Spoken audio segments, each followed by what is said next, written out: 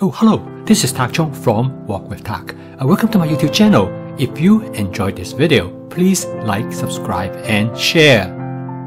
Stir-frying a fried rice is both simple and complex at the same time. All depends on what you want your fried rice to be. When you cook a simple version of fried rice, you almost always will have success, as long as you follow several basic guidelines. However, a complex fried rice could be problematic because there are many places that things could go wrong. Some of the most common problems that associate with fried rice, first of all, is that how come my rice stick to the bottom of the wok? For example, one viewer told me that he spot seasoned the wok really well, but the fried rice still stick to the bottom of the wok.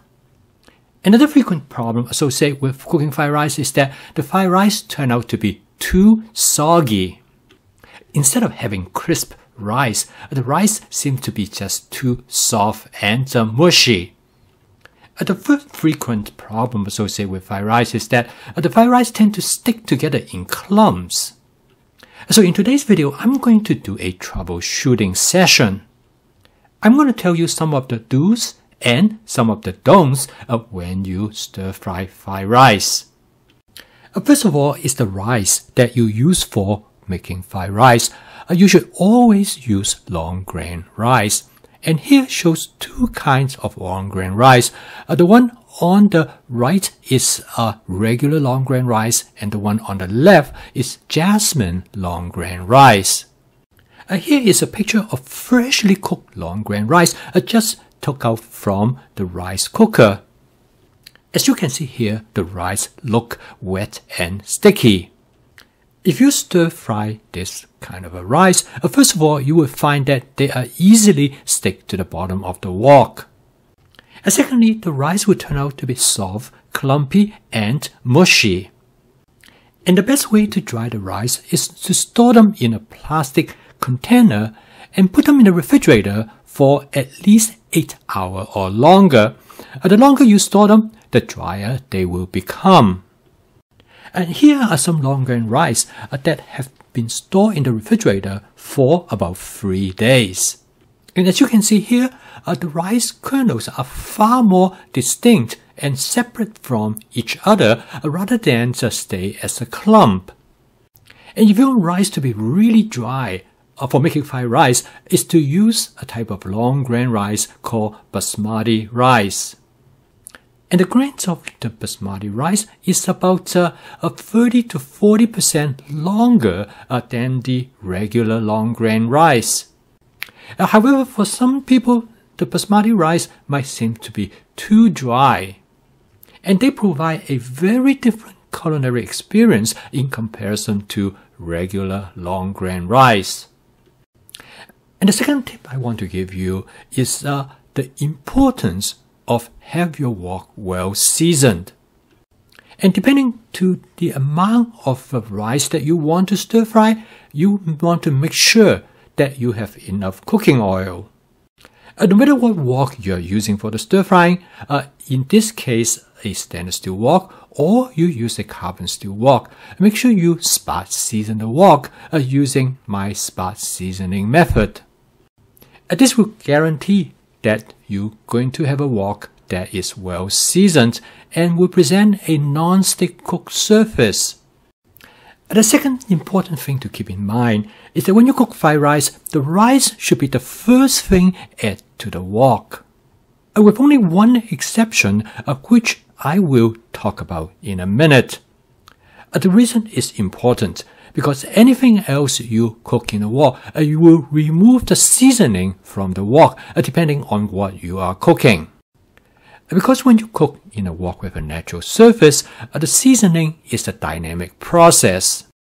And if you cook anything that will remove the seasoning from the wok, and then your rice, no matter how dry they are, will stick and burn to the surface of the wok. So as I show here, the rice do not stick to the bottom of the wok at all. The only other exception is to fry the eggs in the wok first before you add the rice.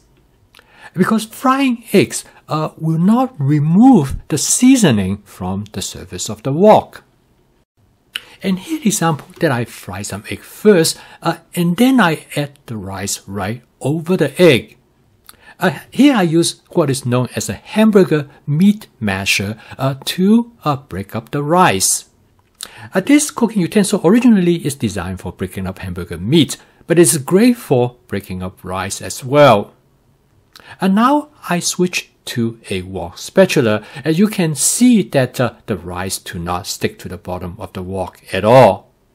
So here it is, the secret of not to have rice stick and burn to the bottom of your wok when you make fried rice.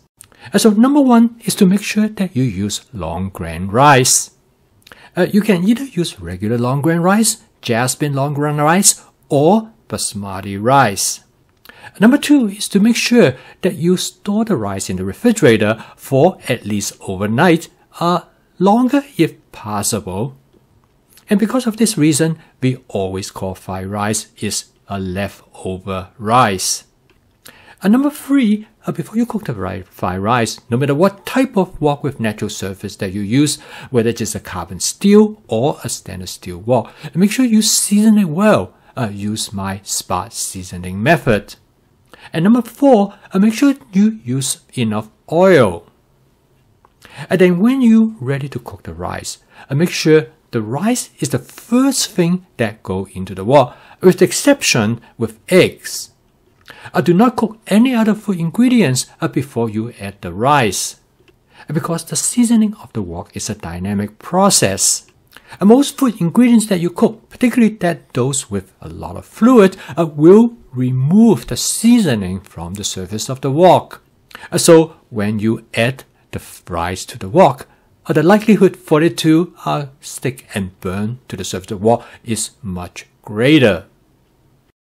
If you follow these tips in stir frying your fried rice, you will never have problem have the fried rice stick and burn to the surface of your wok. This will apply to carbon steel wok, stainless steel wok, cast iron wok, or light cast iron wok. So give this a try. I think you will find it work quite well.